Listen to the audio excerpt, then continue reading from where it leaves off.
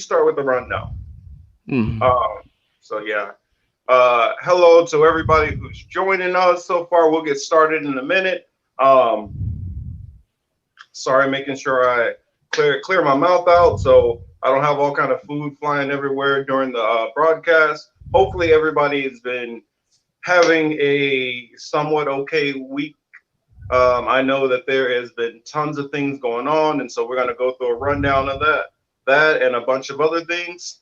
Um, this is the Political Matrix. I am your host, Young Morpheus, and these are my two good friends and co-captains. To my direct, I guess it would be, or it looks like my right, but maybe your left. It will be Mr. Blue Maverick there in the middle, and my good friend Mr. Cy Lawson down on the end. How you doing, fellas? What's up, man? How's it going? What's up, guys? Everything good? It's a good week. It's a Sunday morning. So, it's good so far.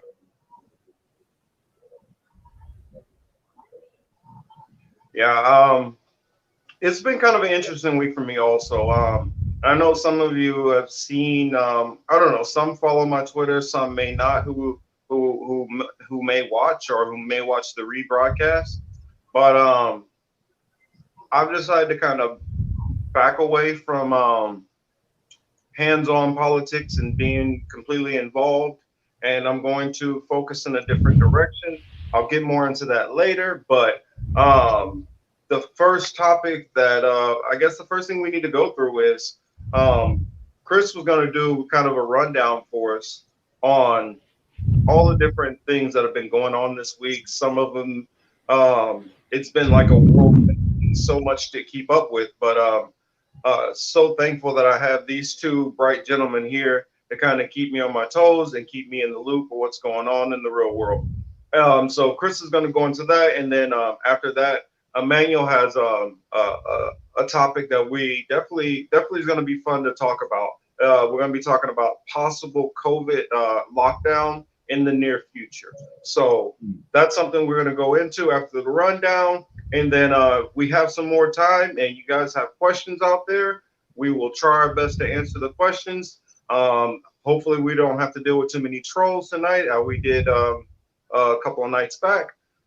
So I guess I'll hand it off to you, Chris. What's going on, man?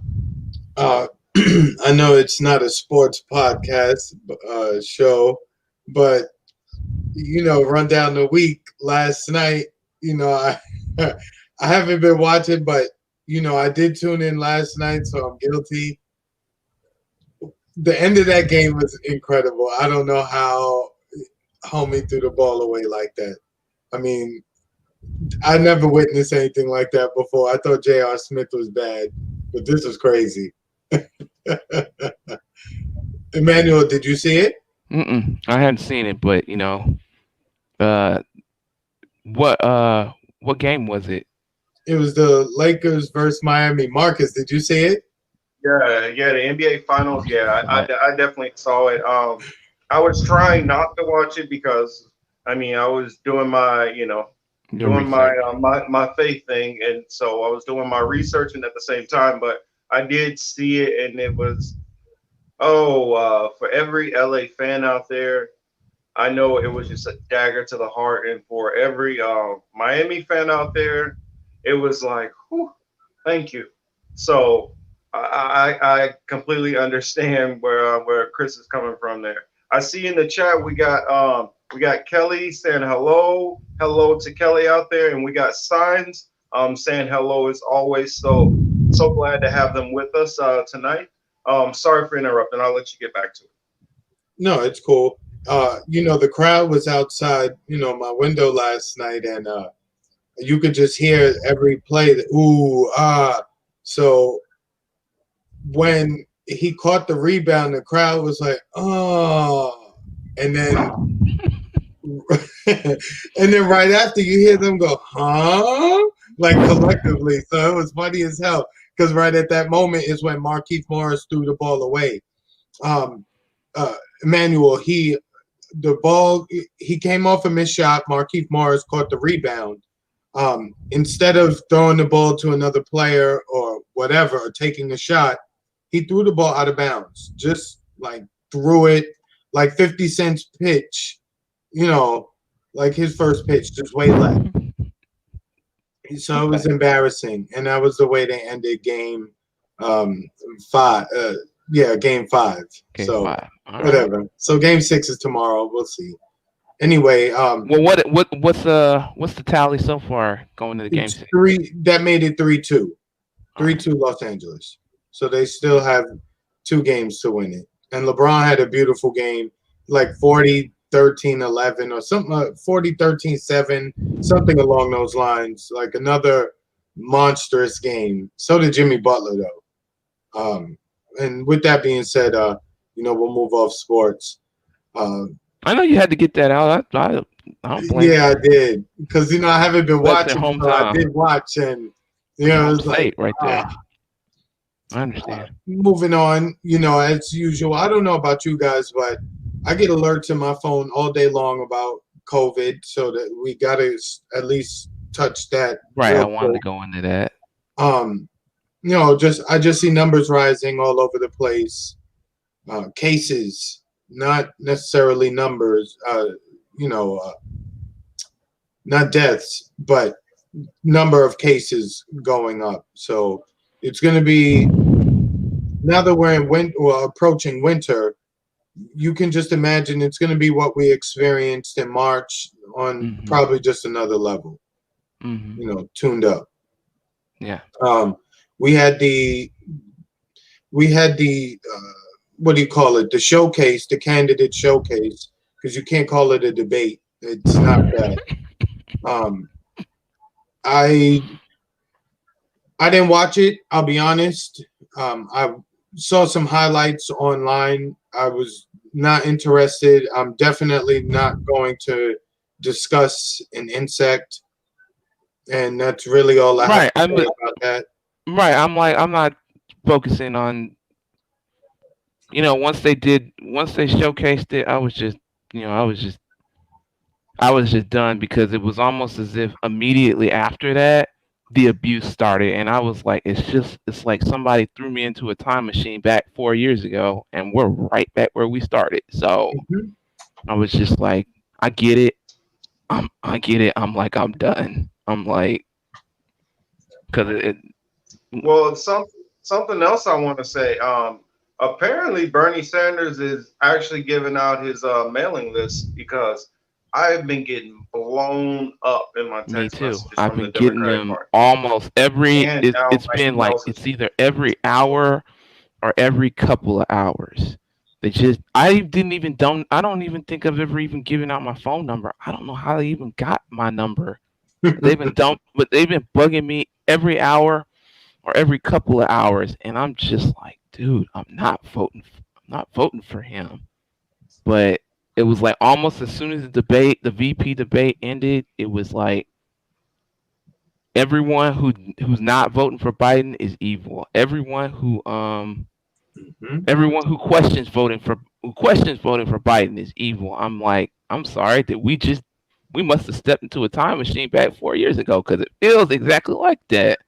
Mhm. So just you know after after Trump supposedly got it, and then the rest of them supposedly got it, and then had like a miraculous like turn around and walk out of the hospital. Yeah, I was kind of the show was over. I was kind of done. Mhm. Show was over. I needed to turn it off. I don't blame anybody for just saying, you know what, I'm done. So, and then as far as the COVID thing that Chris was talking about, it I had a theory a long time ago. hey That, Emmanuel. hmm, Actually, hold that 1 second because Signs has a comment that fits with what you're what I don't know. It might tie in, so I hmm. just want to read it real Go quick. It on. I says can't see any of them, so go ahead. Vietnam, Hong Kong, South Korea, Cuba, Thailand seem to have their shit together on COVID. Why? LOL. I know why. So I figured I would throw that in there first and let you kind of respond to it along with your comment. Well, they just took it. I think it just took it a lot more seriously than I guess our country did. I mean, our country's, already putting up liability waivers. Like, if you die here, nothing's gonna happen to you. Trump's Trump was sick or whatever, and then he walks out and supposedly he's fine, and then he's talking about doing like a couple more rallies and stuff like that. You know, they cared. The specification is that I think they just cared. They just cared more than than we did. I mean, it's not it's not really a it's not really a guessing game. It's just a deeper level to it. It's a money level. It's a money level. It's a fear factor. I mean, it's not a coincidence that once the election started coming forward, they wanted to start cracking down more on it. I mean, you walk into the store and the same old shit's gone. There's no toilet paper. There's no stuff that ran out in like March is running out now. So it's to ramp up fear so that people. Well, my theory is that it's to ramp up fear so that people will go out and vote for Biden because Trump doesn't care. Trump doesn't, you know. So that's my honest theory about it. They just don't, as a country, they don't care. My theory stands is that they just wanted everybody to have it, and then if they died, they died, right? Like once it just concentrated, it just died. They died, and then over in the east, over Thailand, Japan, the rest of them, they care about their elderly. They don't want one of their 100-year-old, 90-year-old people just getting up and dying or whatever. So that was what my theory was about the whole thing. But once Did you guys notice? I mean, not that I followed him or anything, but they kicked Robert Kennedy Jr. off Instagram this week. No, I didn't know that. Yeah, do you know what for? Because he shared he shared information from the CDC's own website, which was basically the death rate of COVID, and it showed, and it's still on the website. He basically said, like, guys, look, there's no reason for the lockdowns given your own information. Instagram or Facebook came through with the heavy hand, and boom, they removed his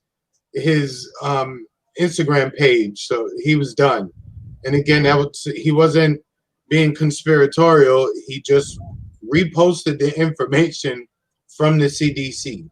So you can, again, they're pulling people left and right off these platforms, man. It's Right. happening. You're talking about you noticed the Twitter crackdown, right, Chris? You noticed that, right? Where they're basically stopping like quoting like retweets or whatever. So like if you press retweet, you automatically go into a quote. You don't get the chance to just retweet what somebody else said. And I'm just like, I mean, and they're talking about like if you put up something that's misinformative, they'll come in and correct you. And I'm like, right? I'm like, Marcus is freaking me. I was like, Marcus is freaking me the hell out. I mean, you could just even see with the larger accounts how they don't even allow regular people to reply to them either. They're utilizing that feature more and more now, to the point if like Oprah or somebody like that puts out a message, only the people they allow can reply to it. Right, I remember that a couple of months ago, where like someone, and they're all doing that more and more and more.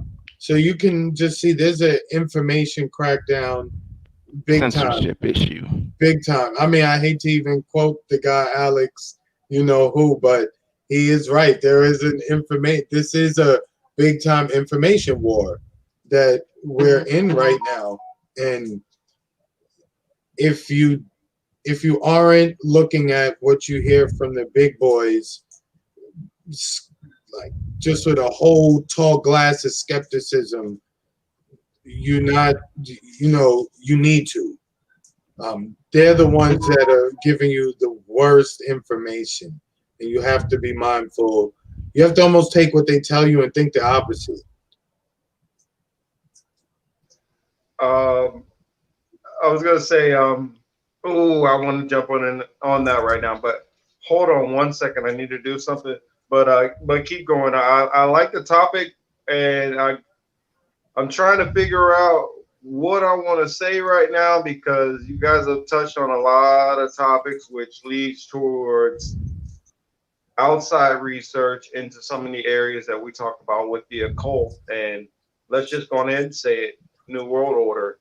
So it goes into some of those things and stuff. So I'll dive back into it Okay. in a minute. I'll be right back. But yeah, I thought the quote thing they did on Twitter, um, what did it equate to for me? It equated to like it equated to It's like a warning almost. right, Almost like you're boiling a frog, like you know that metaphor where they say you boil a frog slowly. That's what it felt mm-hmm. like to me. Like it's only real, like they're saying like what we're really going to do is just stop you from retweeting it all, and then we'll control what you start to reply to as well because once they coincided the quote tweet, they started saying like, okay, if you put out some information, we're going to look into it and we're going to censor it if we think it's wrong. So Yeah, and there's a couple people on Twitter that are really good at pointing out, or at least showing you who these supposed fact checkers are, or at least who funds these fact checking organizations. And when you look to see who is paying them, then you notice the fact checkers never go against whatever the major narrative is. No matter no matter what facts are presented, the fact checkers never come down on that side. And if they do, they'll say like it's a partly true or partly false. I mean, what is that? You know, or spin it so it stays within the like main that's one of narrative. those. I just put the tip in. Part of my language, but try getting that one off. She's not buying it. You know what I'm saying? I was gonna Like say, you lose. let's read some of the comments, and then I'll just kind of lay out some of because I can't hold back some of those thoughts which I have with off of some of the topics you guys have said. So I kind of want to have read some of those comments, and then I want to ask the question to my two friends here, and then to our guests in the audience. And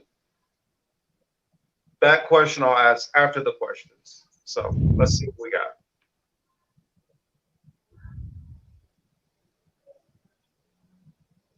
Or comments. Oh, I mean, I read them. What is it? Kelly said,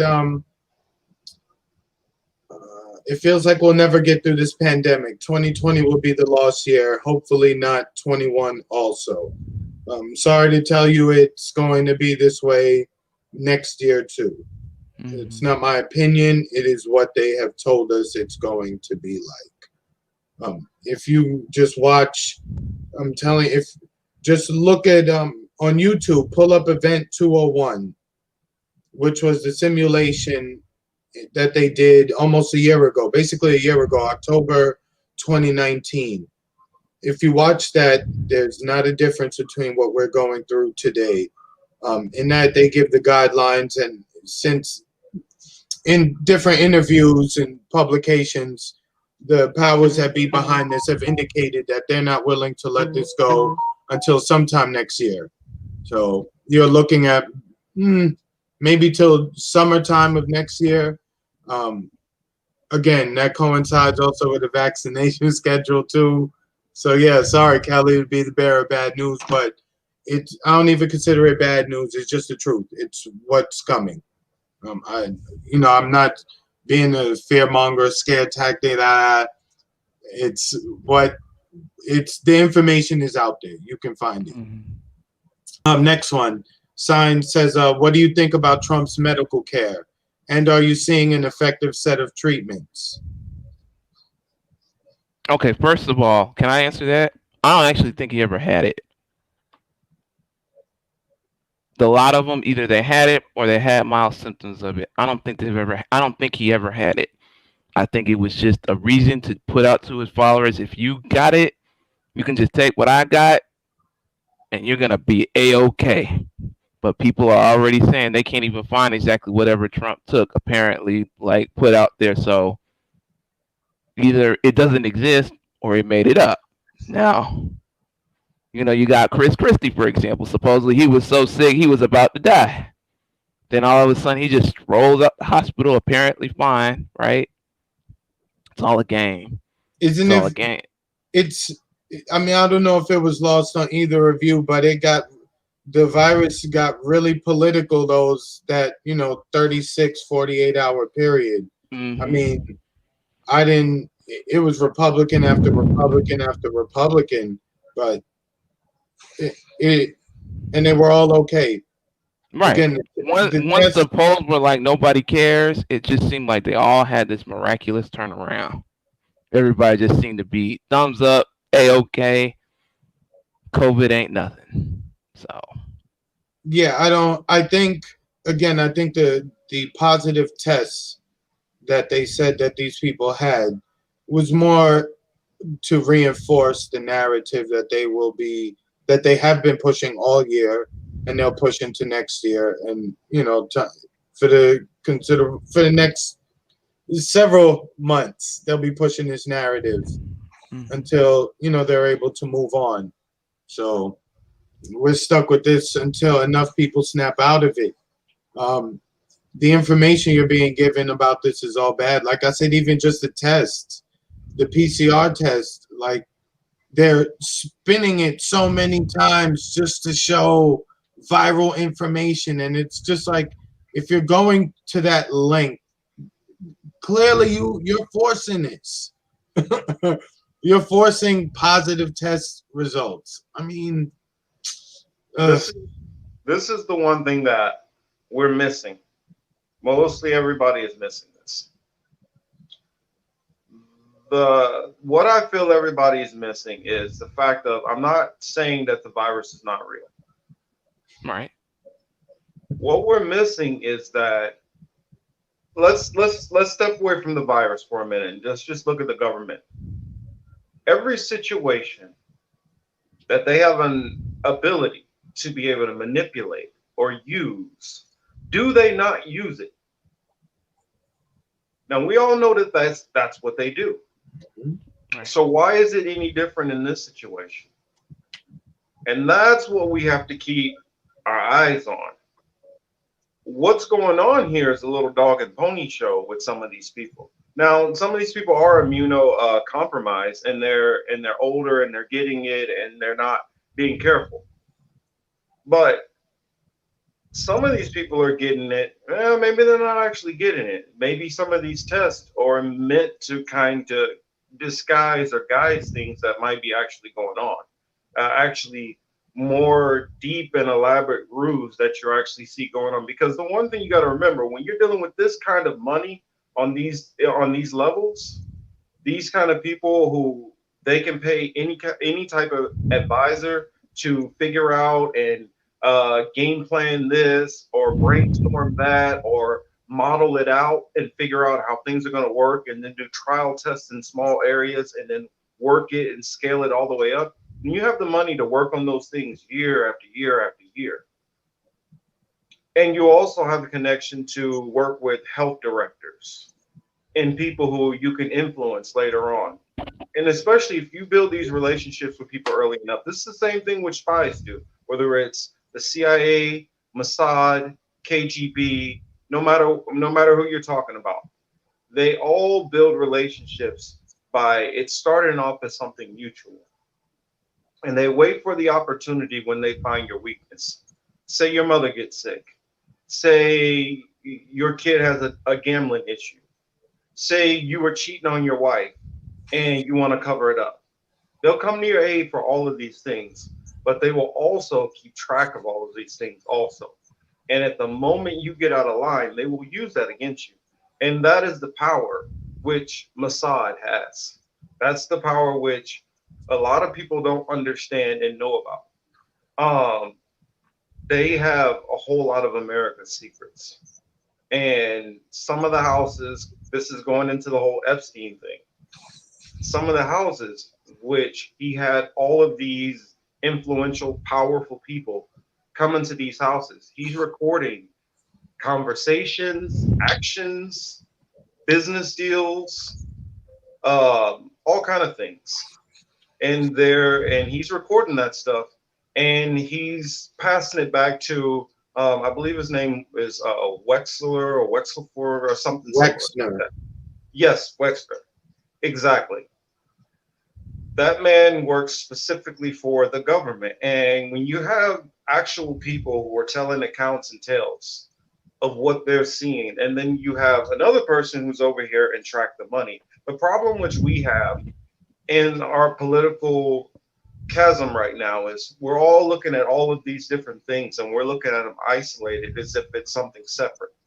When we're They're all looking at Julian connected. Assange, we have these people, we have a lot of people over here who are hardcore worrying about trying to get justice for Assange, and that is important. But Assange is only another piece of what's going on here with another picture.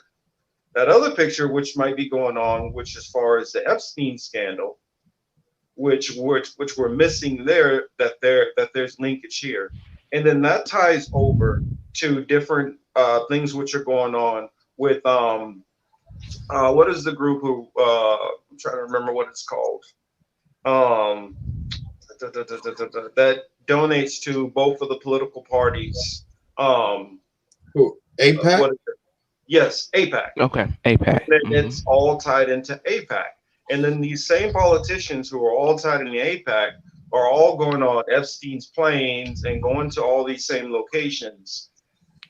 At some point, I wonder, is it that everyone is too scared to say what's really going on, or is it that hard for everybody to figure out what's going on? I mean, we're seeing the patterns. We're seeing it actually on the news. When people talk about, well, I don't know about those secret societies and all that. Have you done the research? Have you actually looked it up? I mean, I have. Once you start looking it up, it's not hard to find this stuff.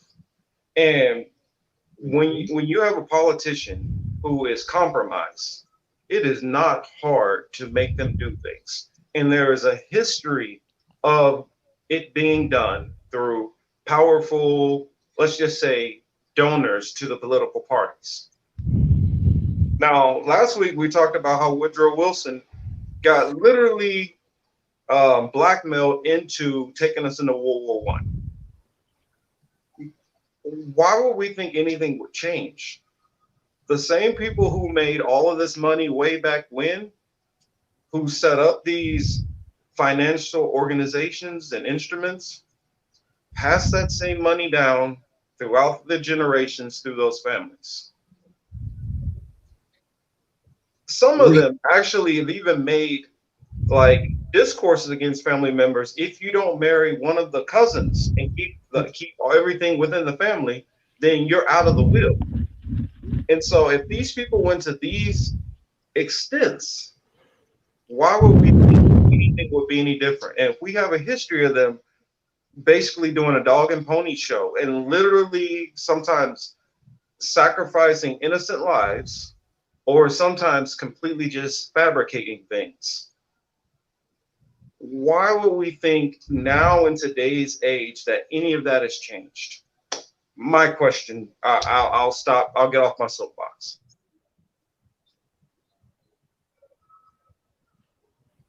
I don't think it has. I think it's just gotten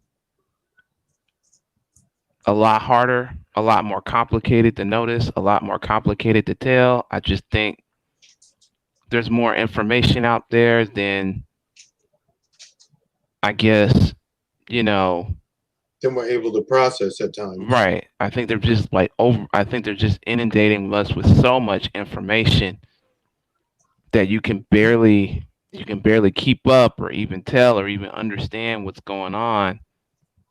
So then nobody sees like the actual game that's being played or see the real puzzle pieces that are moving around, or see who's really, or see what's really going on, and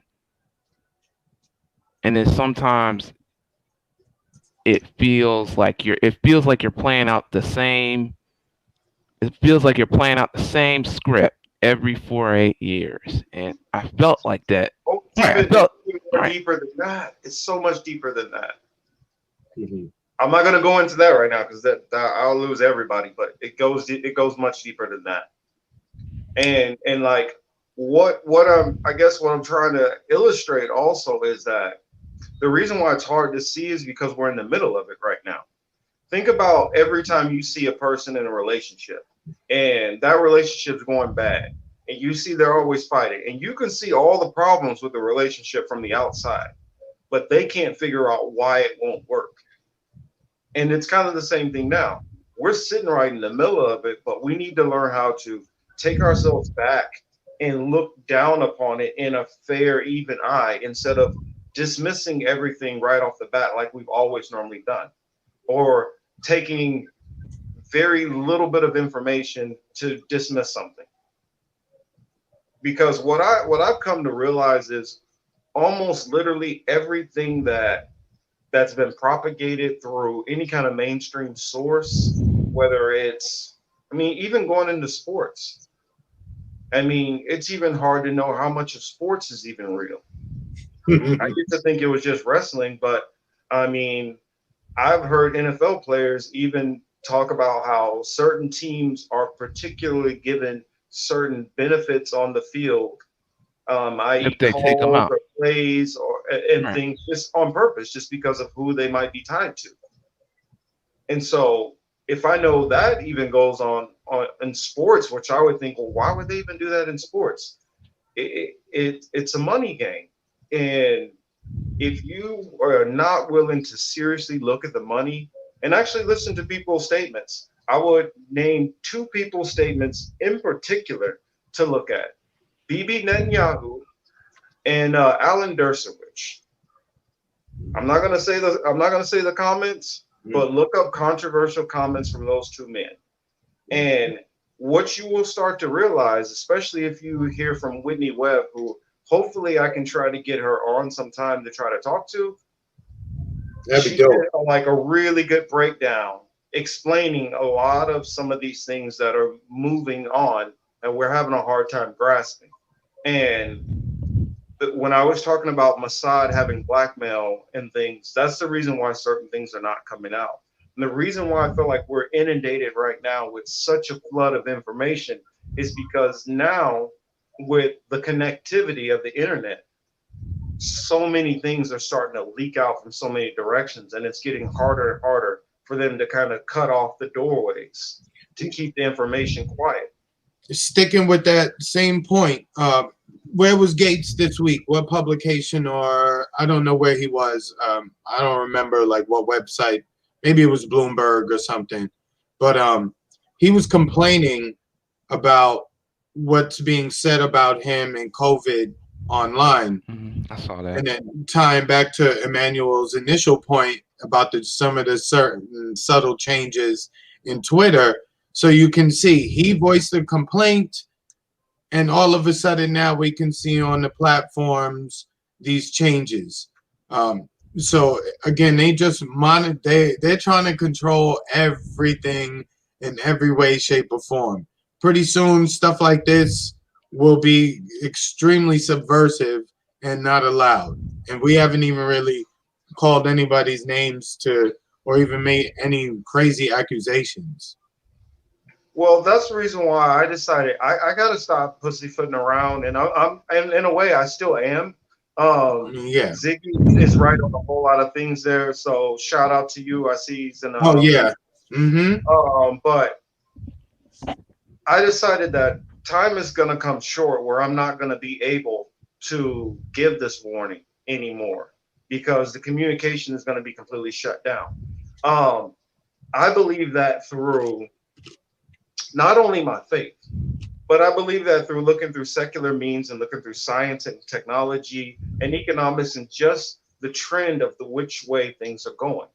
We already talked about a couple of weeks ago about the famines that we're having around the world. That's going to start to become an issue. And famine in throughout history has always led to wars. That's one thing. So we already have that. We already have all the crazy climate issues, which force people out of their areas. All of these things are going to start to keep, boiling up. And when we have this whole pandemic at the same time going on, Well, the thing, there's a lot floating around. real quick, the thing we have to keep in mind though is that these things are not naturally occurring. If it was naturally occurring, then I would be a little bit more nervous. This is the work of um, it's the work of the ruling class. Because there's a lot of them in different industries. You can't just say one name. One name doesn't encapsulate it. I'll just say ruling class because that covers the ruling class. And so we have to keep in mind a lot of this. We can't react to. We can't all run and go buy a bunch of toilet paper, right? I'll use that metaphor. You can't just go and empty the shelves because of something you've heard. You've got to relax and reject most of what you hear. I guess I'll lean on this. The most important thing we can be doing too is just trying to get your family, friends, everybody to unplug from this matrix because it's not helping them. Like people are arguing It's not over Trump healthy. and Biden. I mean, Like something that I didn't really look at. And if you want to try to see some of the more truthful things, look at stuff that's being mocked. If you look at comedy a lot of times and you look really closely, they'll tell you the truth in some of this stuff. And they mock you in the serious stuff. That's how they lie to you.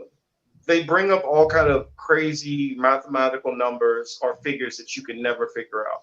For instance, they always talk about how the planet is the galaxy is like 14 billion years or whatever. Regardless of the Earth or whatever, when they talk about the galaxy, how can you actually measure that? Who is going out there with some kind of ruler or something and measuring that? What tools do you use to even measure that? What that is, what those are theories. And people have just come up with theories and it's just been accepted over time. And as a mass whole, people have theories that even as facts and without, checking anything.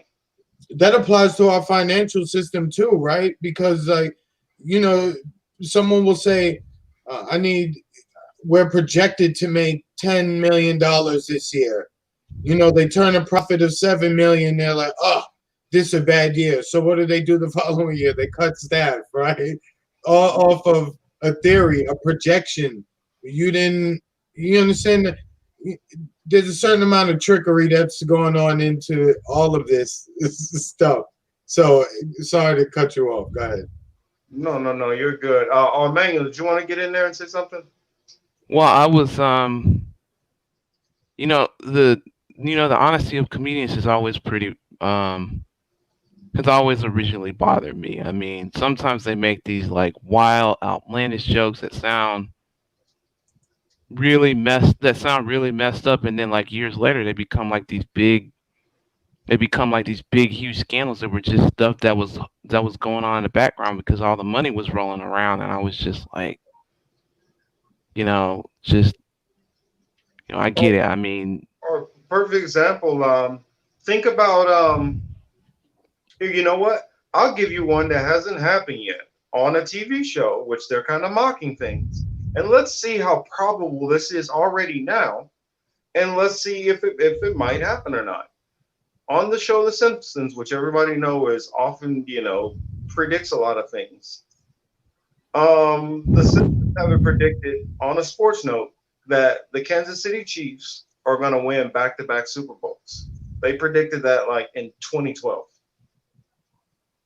Now, people who know football know that is almost that would have been ridiculous at that time to make that prediction.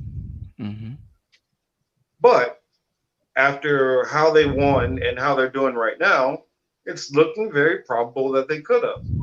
Now, at some point, you have to ask yourself: are these people time travelers?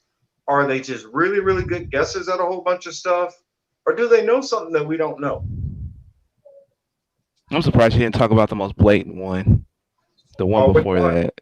that. Um, the one where they slightly put in that um slightly put in that jab about President Trump, or when they did that view of Lisa in the future, woman president, right? Woman Hmm. president, um, coming in to fix the mistakes of President Trump, right?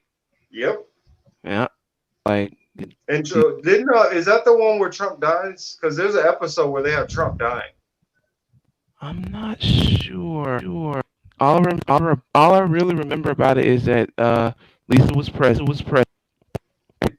Bart was like a slacker or whatever. Even Bart's part, the lazy shiftless part, even that's a wild prediction happening where he said legalize it, and then everybody was like legalize it, and I'm like, what is he talking about? And then you see like years later, like like he must have meant legalizing, which is what's happening, right? That's what's happening right now. So I think he did. I'm not sure, but they didn't allude to the.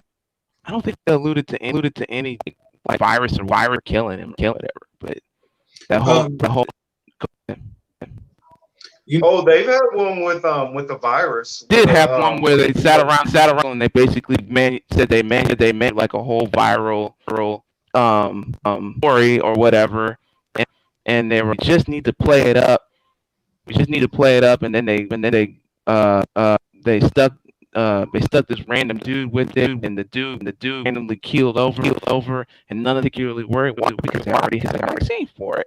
All they need to do is just go around and scare the world, and then all of a sudden it was on TV and stuff Hey, like that. Emmanuel, Hmm. you're kind of echoing a little bit. Okay, You see, maybe your cord like got a little Steve, loose or maybe something. plug it in. It seemed like go okay. Plug ahead. it in, plug it in. I'm just playing. Let me try this.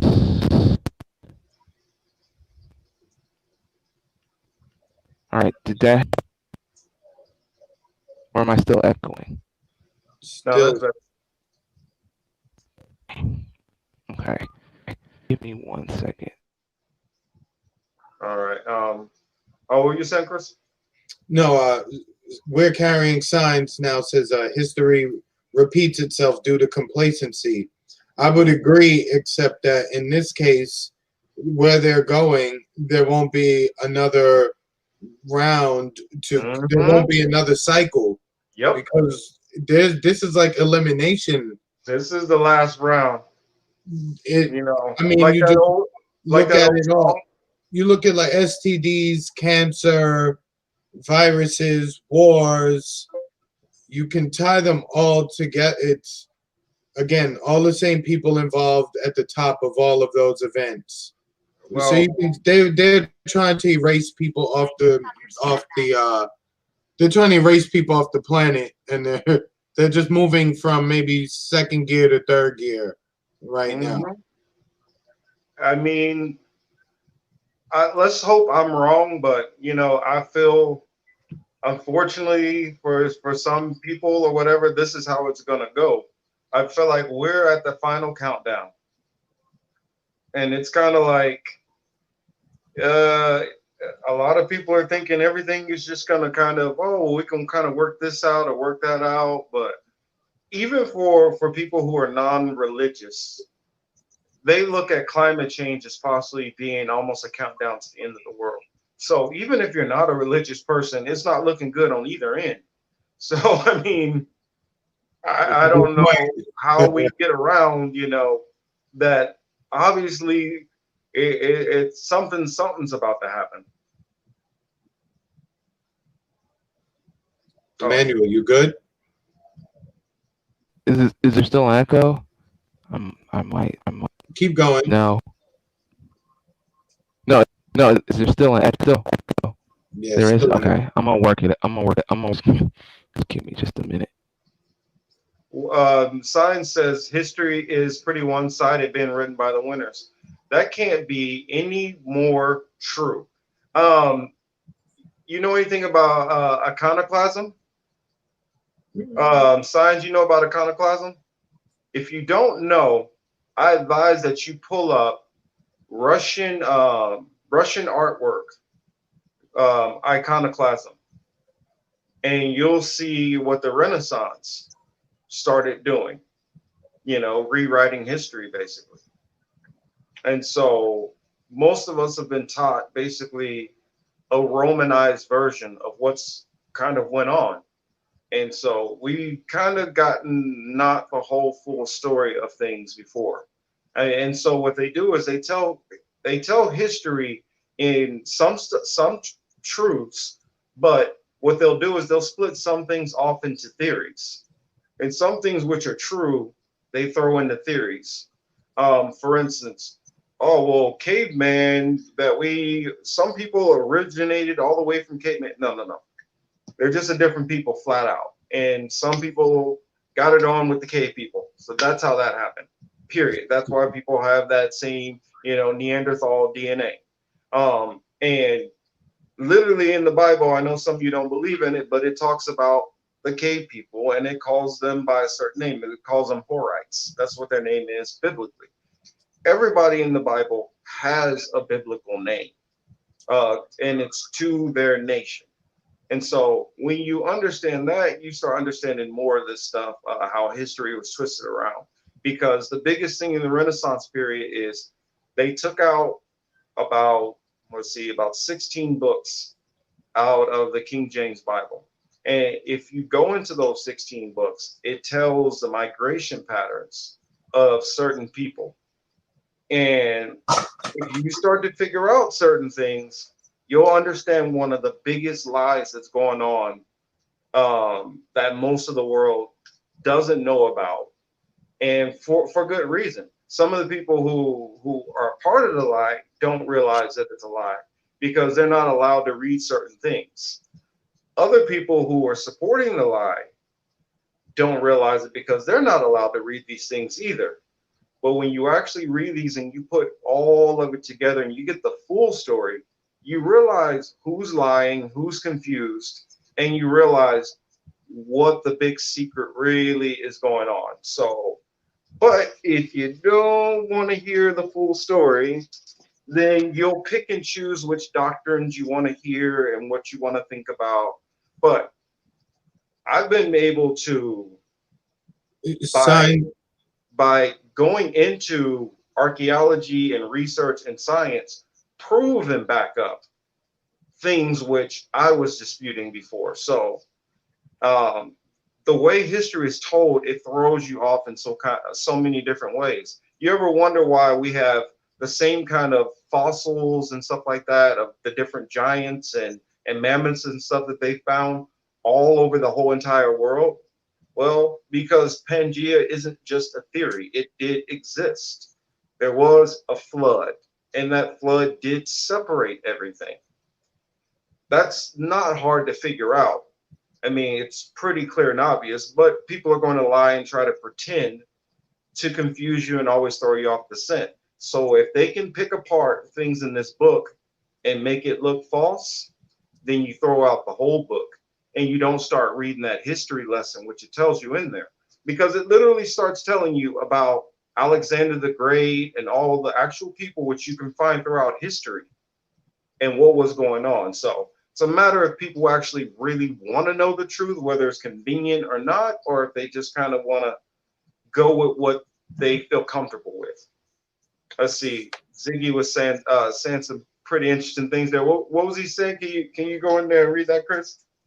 Ziggy says a quantum physics scientist and a philosopher, Hebrew, decoded Genesis and exposes the New Testament was created by a Jewish family, Gaius Calpurnius Piso, and completely destroyed the Jewish Christian religions.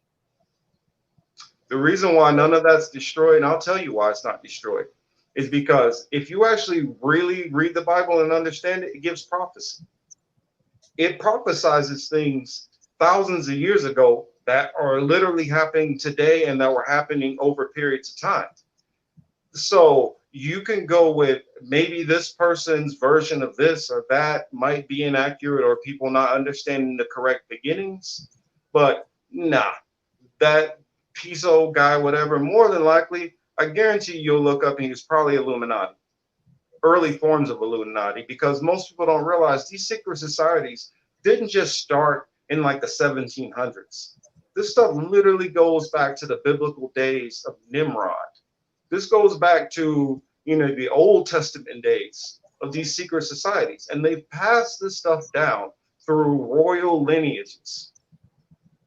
That's how this power and money and wealth, and what a lot of people don't realize is a lot of these secret society Illuminati people, though they might not be recognized as royalty to us, at some point in time their family was royalty, and so they still have been able to hold on to those riches, and that's propelled them and their families throughout the centuries to continue to do all the manipulations that their forefathers were doing centuries ago.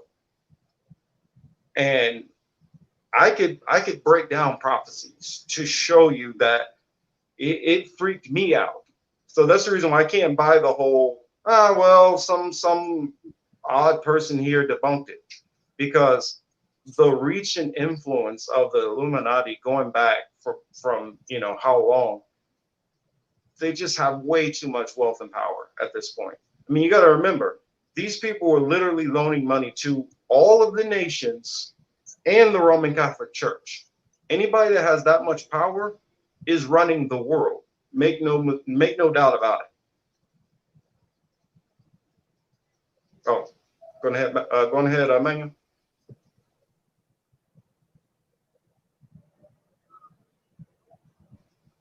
I can't hear Emmanuel. you. Can't hear you. Okay. Am I still? Now I can't hear you. Okay. All right. But you can It's hear getting a echo little now, better. right? You're good now. I And can then hear when you you better now. no, now I can the two of you. So just give me once. I'm gonna take it off. I was saying, what was you gonna say, Chris? No, I was just listening to you. Let me see. I was going back through some of the comments. I can start breaking down some prophecies if you want. No, I wanted to go back to Vietnam, Hong Kong, South Korea, Cuba, and why they seem to have theirs together on COVID.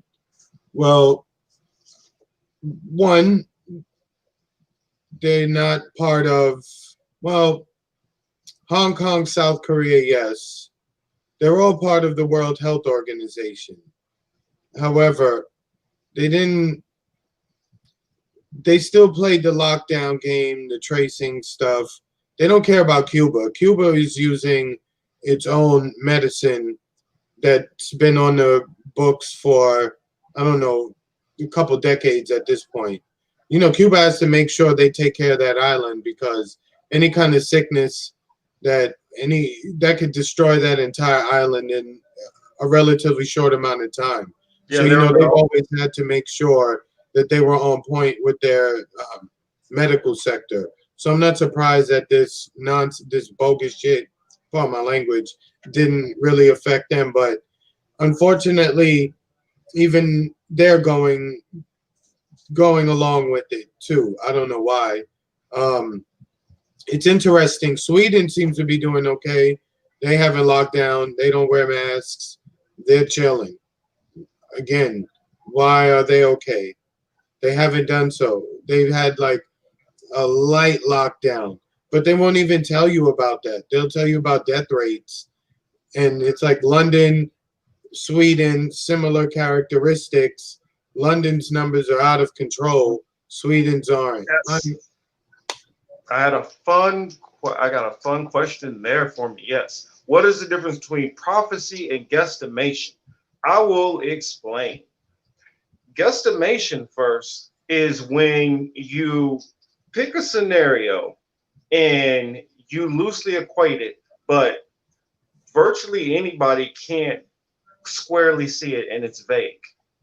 When you give a prophecy, you're able to give actual, things which you can point out with clarity and say, this is this. And you might not be able to prove the whole prophecy, but you can prove certain elements of it. And one prophecy which I would like to prove is it says in the end times, Mystery Babylon, and most scholars have pretty much all agreed that Mystery Babylon is the United States. Will be betrayed by her allies and will be attacked by nations which she is at war with, or rumors of war, as it explains it. One of the some of those countries it names, Gog, Magog. I'll explain who they are soon. Tubal, Meshech. These countries which I just named: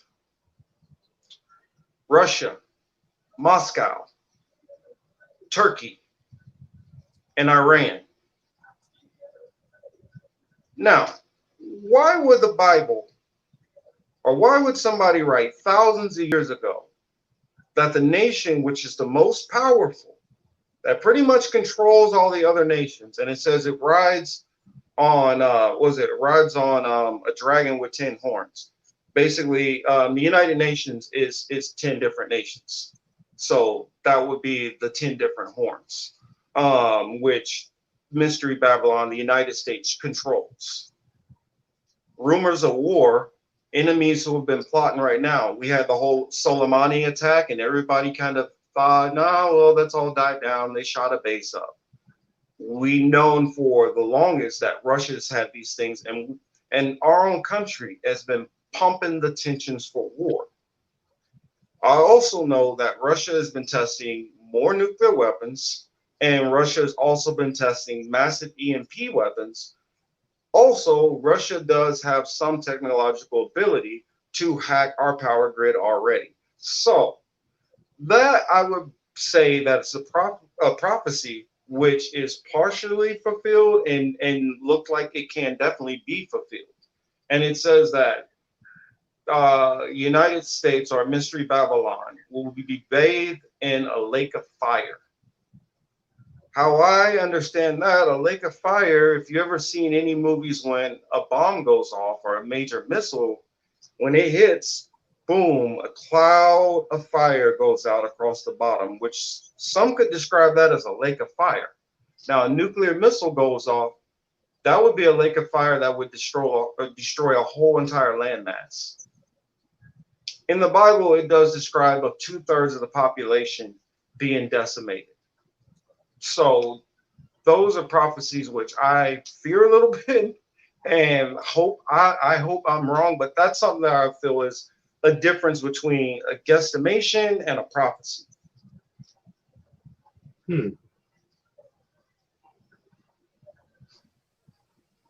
Let's see. Hopefully Emmanuel's mic's better.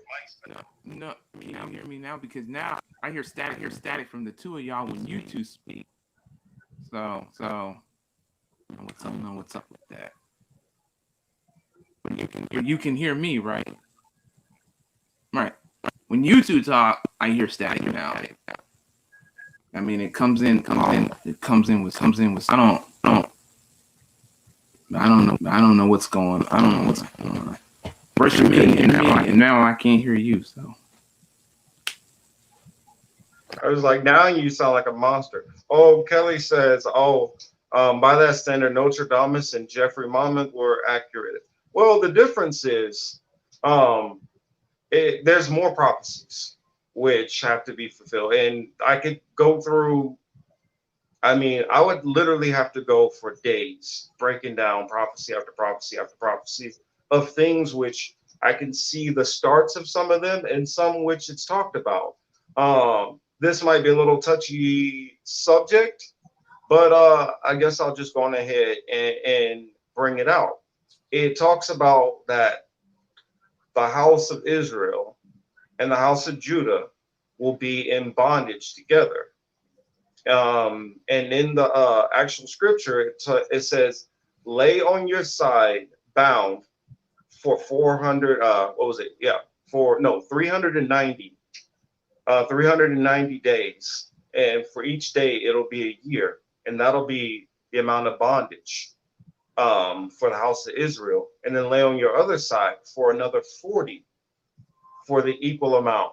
That equals 430 years. Now, under my faith and a lot of archaeology and things like that, I've come to believe that those people are definitely not the people who.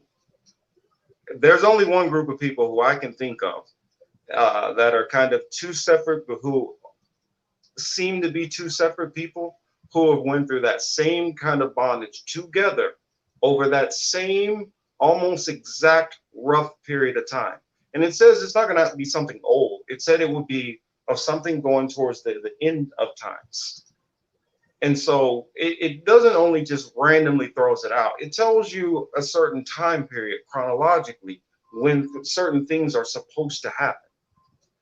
It also talks about how, well, I won't go into Revelations 2:9 or 3:9, but But uh, it also if goes into like various ways of when those houses would go into bondage, how they would go into bondage. It also describes how that northern tribe, where everybody says, oh, well, there was 400 years lost. It also describes where they went after their Assyrian captivity. And it also explains, even Christopher Columbus explains that when he was going over there and he took an interpreter, he took a Hebrew interpreter to North America. Why? Because he obviously knew who the hell was already over there. There's artifacts which could show you that a lot of the early so-called Native Americans and Latin people actually spoke Hebrew. So when everybody says, "Oh, well, the northern 10 tribes, we don't know what happened to them," not everybody, not everybody doesn't know what happened. It's just a matter of, do people really want to tell the whole story of what's went on and what's being hidden? Another thing is, if it's saying that one house is there together and it's going to be bonded with the other part of the house, and you think what the 1490s is roughly when the slavery and bondage start going on, when they started taking the Tainos from the Caribbean area and Hispaniola mhm. and all that, and they were taking them to Spain and Portugal. And also, we don't even talk about the Dark Ages when the Moors were there before and they were kicked out of Spain and Europe, which Moor was short for Moreno, which means dark. But we won't, that's like, there's so much of the history which is so just cluttered up. And it would just take so long to start breaking down a lot of this stuff. I mean, there's so much more prophecy that I can go into. Sorry, I went into a little rant. Go on ahead, Chris. All right, I'll just read through some of the comments. Let's see what we got here. I'm gonna scroll back up. Let's see. Signs. He's talking about climate change. He says he grew up in Virginia. What he said, I grew up in VA. We visited Jamestown, which they explained was about 300 feet from the today's shoreline at the time. We're losing just under a foot a year on the unprotected areas of the East Coast. That's probably true. Miami stays flooded even on sunny days. Let's see the next one. Now, you already got into the prophecy and guesstimate. Mind control. Law of manifestation is a universal law that operates at all levels, for all people at all times. It's also referred to as the law of attraction. Millions reading the Bible will manifest things. Well, what it is most people are not even reading the full Bible. That's the reason why there's so much confusion. Most people have only read about 66 books of the Bible. That's the average Bible that you get. The slave Bible had even less. It was like 50. If you go into what the original King James version was, that's 80 books. In some, it's 81 books. When you read more of a clear picture, it puts things together in a more succinct way. And I can understand why certain people in the book, when finding out who they might be in certain situations might feel more comfortable and not want to deal with it. But um, where it talks about the certain people's movements, like a lot of people would I guess we'll go back to an early book when people first talking about the land of Edom. I don't know if most people know about the land of Edom. It sat right up under Judea. The land of Edom had a different group of people, and after John Hyrcanus, they were converted. Those people fought back and forth, and they've had a continuous battle. And if you go into some of those books, which it leaves out, what it says in there is it says that one group, while they're at the top, the other group is going to be at the bottom, and vice versa. Now, think about which group is all the way at the top, and think about which group of people are all the way at the bottom. No matter where you go, no matter which nation you go to, and that is a proverb. It even says that those people who will be at the bottom will be known as a byword and I can't remember, a byword and something else. So it's basically like you're going to be known as like a bad proverb and a bad name. You will never lend, you will only borrow. You and it talks about how you will build up the houses. You'll build up the houses of your captors or enemies, and you will never live in them. You will work the fields, and you won't benefit from it. It goes in depth, thing after thing after thing after thing. It even talks about how that northern tribe, after they got out of Syrian slavery, how it would took them a year and a half to get to that land which nobody else lived in. Christopher Columbus also says it took roughly a year and a half for him to get there in his pursuit. And he also agreed that America was the biblical place. Well, it fit the biblical description of the place Arzarath, which is taken out of the Bible by the Catholic churches. And the reason why is if certain people want to hide an identity and you don't want these other people to know who they actually are, you got to take that out of the Bible. And you also got to tell that group of people afterwards, don't read the full Bible. Because if they read the full Bible, they'll start to find out that maybe grandpa was lying to me all these years. But that's the thing, that none of them do that. And so when you have somebody like a Nick Cannon who comes out and says things, even though he said in a very piss poor way, he automatically gets shot down. He automatically gets attacked for it. And the thing is, what he's saying is not wrong, not completely. You can't apply a whole group of people and just say everybody are animals or beasts or cruel by some weird nature or not having pigmentation. That's nonsense. But to say that there are actual archaeology, and if you literally read the book that they all say that they believe in, it literally says what the trek was of the people. It even says that these certain peoples, it literally describes them over and over. It describes where their area was. And if you look up Mount Seir or Petra, if you look at just the building structure, even that long ago, it is the same exact architecture you had in the Roman Empire, the Greek Empire, the British Empire, and it literally looks like the United States Capitol building today. It tells you exactly why would they have that exact structure? Why would these people keep building the same buildings exactly the same? Because it's the same people. It's passed down, the same architecture is passed down, the same knowledge is passed down. And it's not hard to see these things unless we just choose to not want to see them. You have to purposely keep your eyes closed to not see some of this, at the very least.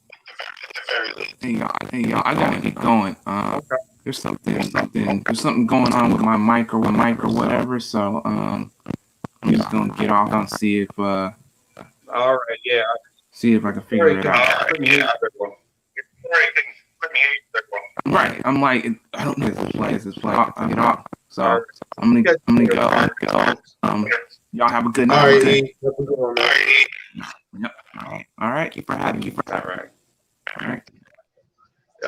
There's even other things which I could point to, um, uh, where I mean, it's crazy so much symbolism that we have. Literally, our whole entire world that we're walking around in, where everybody's like, well, I don't believe it. All of it comes from the Bible. Literally everything. I mean, the Washington Monument, the big giant obelisk that they have there, that comes all the way back from Nimrod and having his pee chopped off. That comes. I mean, a lot of people don't know these things. The whole back and forth Esau battle that goes on, and in the Bible it says that Esau would be in charge in the end. Uh, I won't say the actual scriptures, but I'll say, you know what? Look up Revelations 2:9. Look up Revelations 3:9, and you'll know exactly what I'm talking about when you'll see why all these things were taken out. There's even likeness in the Bible where it says that the heathen even likened to put their image over mine. And so if you know that the Bible was whitewashed, and literally it was whitewashed, you go back to the iconoclasm of the Russian era and you can see most of those biblical figures are black. And if you just read the Bible, it tells you those people are black. So how could you come from Africa and all of a sudden have no more melanin? And then when you go back to the land, all of a sudden now you're all getting skin cancer and dying. That doesn't make any sense. Oh, one other comment. Even throughout kingdoms and royalty outside of religion, everybody knows everything is always passed down through patrilineage line. Everybody knows that. Now, why is this culture all of a sudden deciding everything somehow came from matrilineage lines when there is nothing ever anywhere in the Bible that ever says that? But their whole religion is based off of it. You have to start asking, why are these people so inconsistent with the doctrine they say they believe in? If they're lying about this, then more than likely they're lying about more things. And there's a reason why they're lying about these huge, important things, because they have a bigger implication than most of you all realize. I mean, your thoughts, Chris? I'm listening. Yo, you going off, man. I'm listening, man. My thing is, I've been there as the person who sat there in the pews and just listened and garbled all this information down and halfway believed this, halfway believed that. And it never made sense to me because I never read the whole thing until I started seeing the other books and it started explaining stuff which I learned in actual world history that I was learning in college. I was like, wait a minute. I was hearing about that same dude. It talks about Alexander the Great in the Bible too. Oh, wait a minute. Then you start seeing things. You start learning that when they say, well, the Jews, they all killed Jesus. You start learning all the Jews weren't all the same Jews. They were all practicing the same culture, but some people were actual blood relatives of that lineage, which were part of the covenant, and some people were not part of that covenant because they were of the line who rejected it. And so that lineage always had a perpetual hatred. Now, would most people not say that there seems to be kind of a white black kind of dichotomy that goes on in this whole entire world? The Bible from the very Genesis talked about having that very dichotomy because of two twin brothers being born that are two different nations. Now, it's not saying that everybody, all black people and all white people that all descended from this line. That's not what I'm saying. It gets deeper than that. But what it is everybody else is being in the middle of this brother squabble that's been going on since the beginning of time.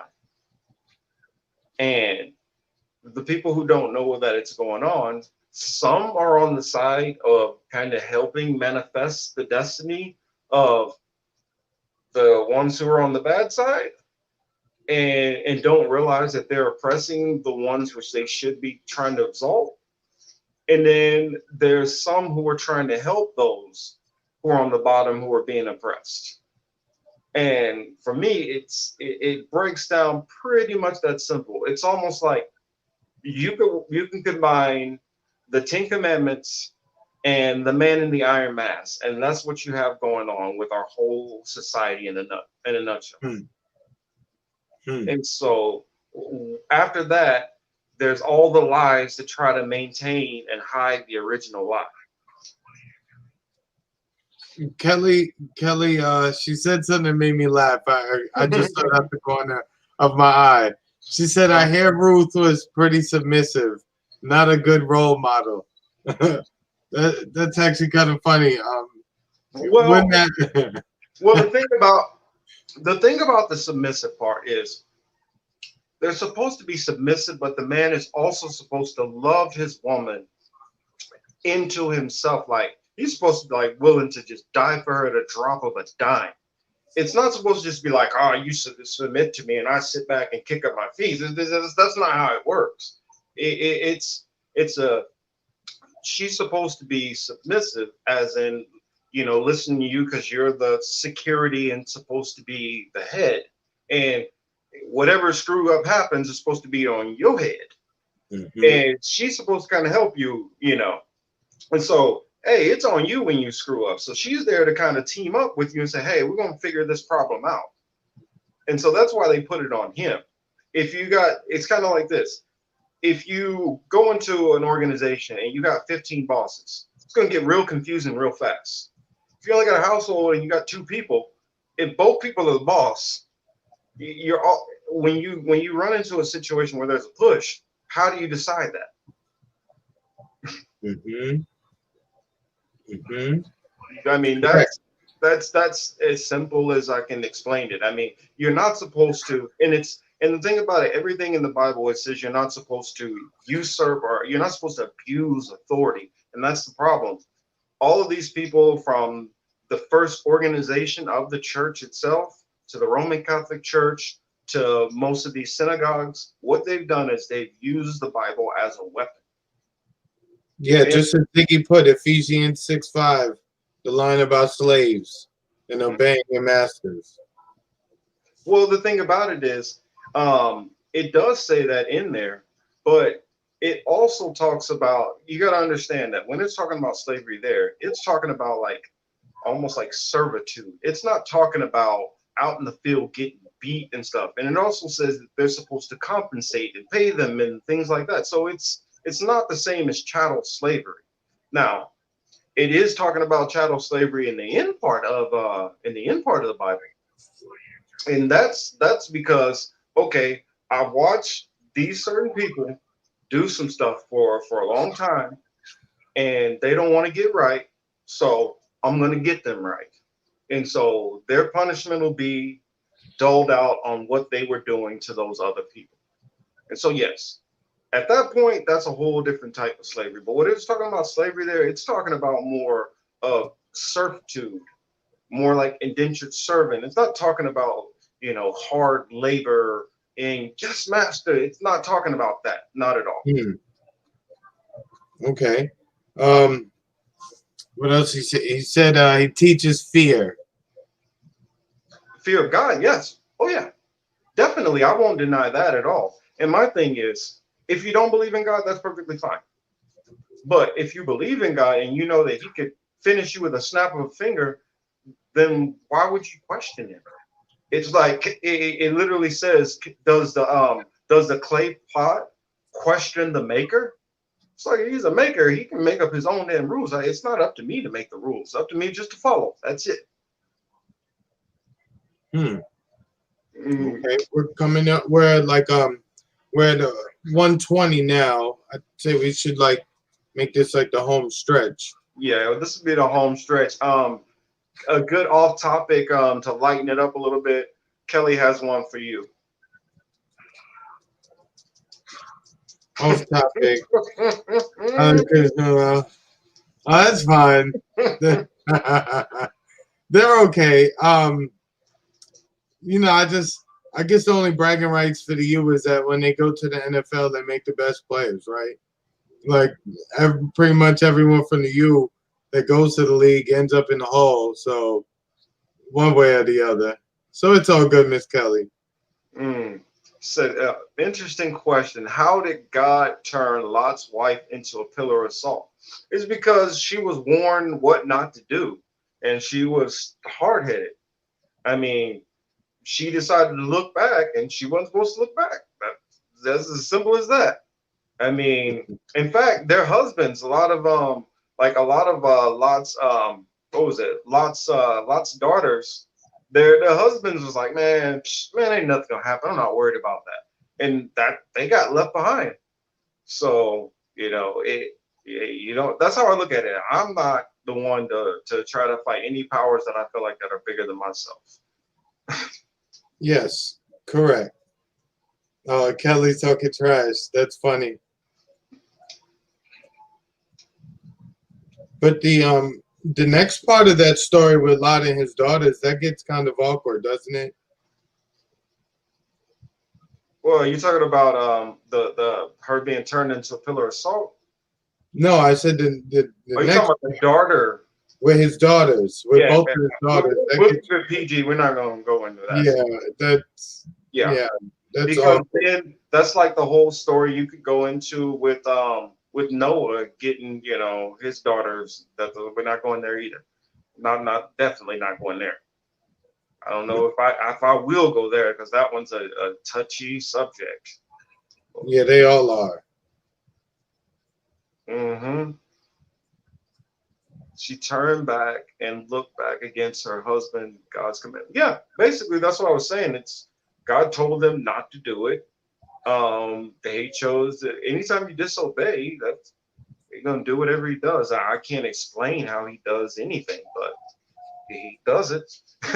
That's what I believe. And so many other just different, like for instance, things in the Bible, how it was telling you like Wisdom of Solomon. If you ever read that, it breaks down. He had the whole periodic table already back then.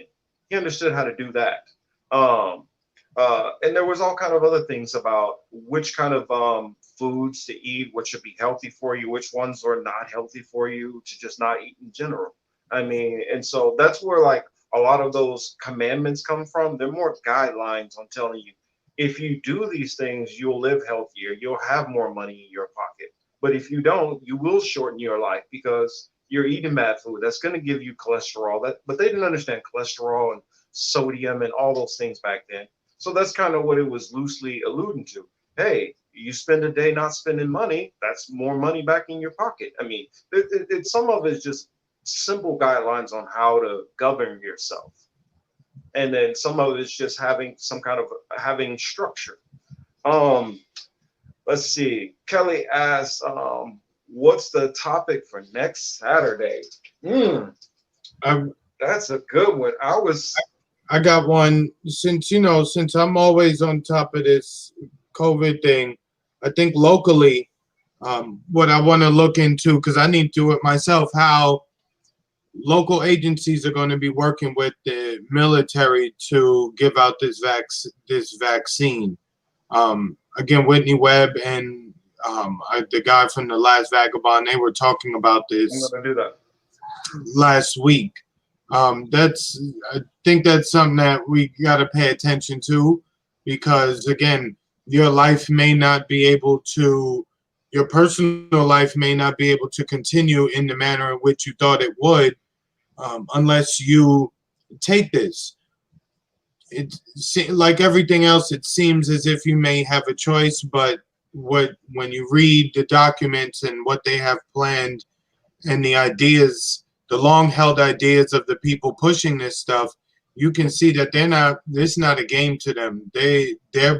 This all sales, we going forward with this agenda. I don't know that we'll be able to stop them because, unfortunately, too many of our neighbors' friends are still buying into the narrative. Well, So, I got to interrupt you there and just say it.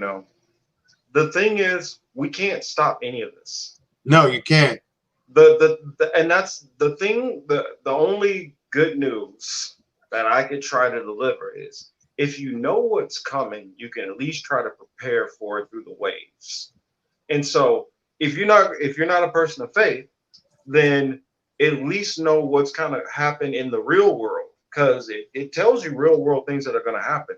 It talks about the plagues and all that. It talks about going to um, the currency being switched to a system where everything is tied to no more paper currency. Basically, it'll be one world currency. It'll become a one world government in a sense now. Yeah, I don't know exactly how that's going to break down, but and all of those things it starts talking about. It even prophesizes about basically race wars. It prophesizes that people will be out in the streets attacking each other. We literally have people out in the streets attacking each other. Now, how I understand it, it's going to escalate, and all of these things are going to escalate. And that's the reason why I feel like they show us so many sci-fi movies about like doomsday and post-apocalyptic kind of societies. You go to back to a Mad Max. You can go to I Am Legend. You have The Walking Dead. You have all of these things trying to show you that society could break down at any moment. And I think that those are warnings. They're trying to warn some people in a kind of, we're not being serious, but just in case, you might want to get some axes and this and a shotgun. And that's, and I feel like at a certain point, you have to kind of start taking some of these things as at least a little bit warnings. Whitney Webb, I definitely really, really, really want to sit down and talk with Whitney Webb because she can break down many things that back up why they would make this big lie, which we all know what I'm talking about at this point, but why the certain people we'll call them Zionists, why the Zionists would make up this big lie and why they would push and try to control things the way they are. No, the Amero. I'm just answering the last question. Do we think the Amero will come out before the NWO dollar? No. It'll be the different banks pushing their own currency. MasterCard has theirs. JP Morgan will most likely have theirs. Banks in connection with the World Bank, the IMF, they will have theirs. So yeah, we're moving towards that. It won't just be an Amero for Canada, United States, and Mexico. It'll be something that will need to work globally. You know what? Signs Ziggy. I have Kelly's DM, so I'll DM her this. And Chris, of course, I'm going to send it to you. But DM me on my real Marcus J Cage Twitter. And there's a video that I will send out to you to show you some of the things which have been talked about to happen. Yes, definitely Zionists and Jesuits. They're the ones who are doing all of this. And what I try, because I want to say it that way so I can separate, so everybody doesn't think that I'm talking about every person of these different faiths. I'm just talking about the leaders. And some just use the name for the cover it provides. They're really? not actual, they're not actual believers in any aspect of it, Cool. None of these people actually believe in any of this stuff. Most of these people are actually pagans. They're actually hardcore pagans. And what a lot of Christians don't believe is they have been tricked into being pagans also. Because, for instance, Halloween's coming up soon. How many Christians are going to be out there celebrating Halloween? Well, in the Bible, it says you shouldn't celebrate Halloween. How many have birthdays are coming up? it actually says that you really shouldn't celebrate birthdays either.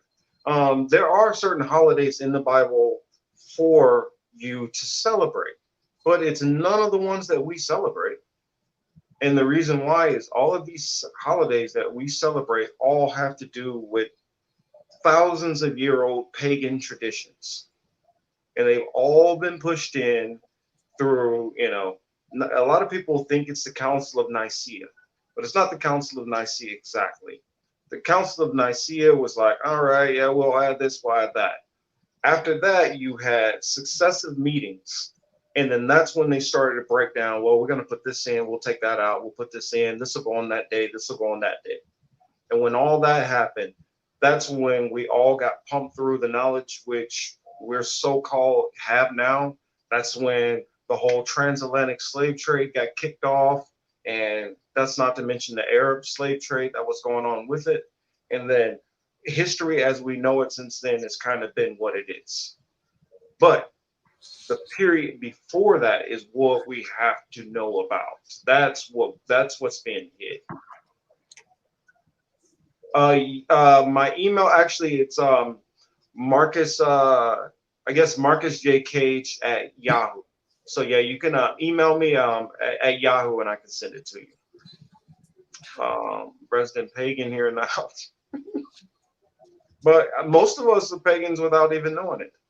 And I don't judge anybody. I just say that, hey, if you don't believe in my faith, I hope I'm wrong, so you don't have to face the judgment. And if yours is happy and it ends that way, then okay, cool, we'll go with that. But at this point, I'm pretty much about 1,000% behind me being more correct.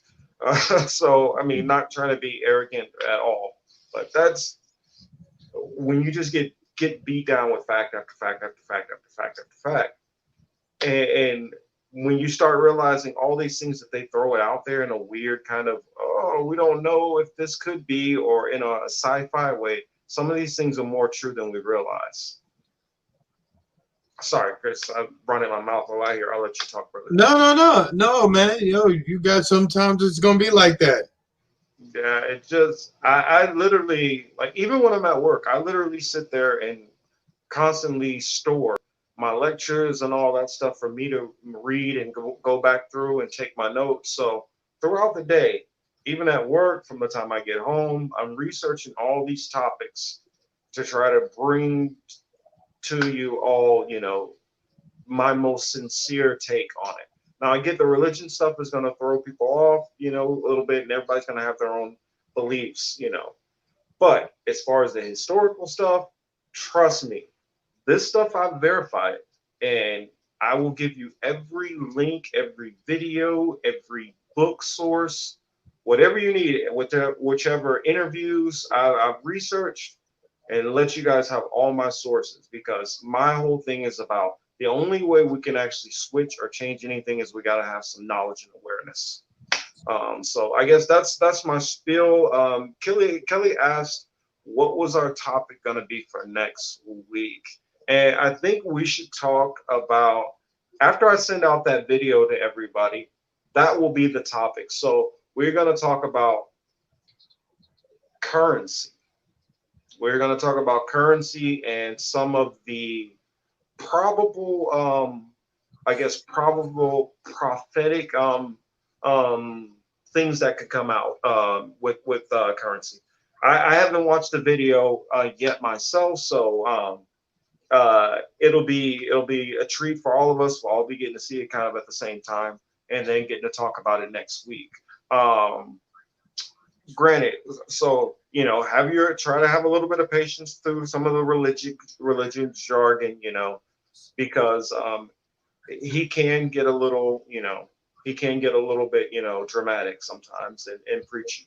But just get to the actual, when he gets to his actual information and breakdown, definitely pay attention. Let's see. Oh, and I guess you can finish out with some of the comments. They were talking about football. Also, I was going to add too. We still have we're about 2 weeks, a little over 2 weeks away from the election, right? Mhm. Not that I care. However, that's a big moment, for the country. I'm interested in seeing how it plays out in certain states. I think it's going to depend on. I think we have 5 states to watch. Really, that's going to make this decision. It'll be Michigan, Wisconsin, Pennsylvania, um, probably Ohio, Florida. Mm. Same 5. See, I was about to finish up, but I got answer signs there. He was saying gematria is numerology system by which Hebrew letters correspond to numbers. The system is developed by practitioners of Kabbalah. Somewhat true. It is practiced by Kabbalah, but I'm not talking about Kabbalah. That is fake Judaism. I'll flat out say it.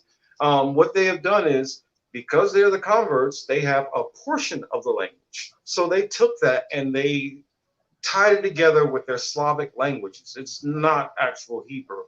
A lot of the camps and some of the people that I actually listen to on like some of my religious teaching, they actually speak Paleo Hebrew, which is not what people, not this Yiddish stuff. Hmm.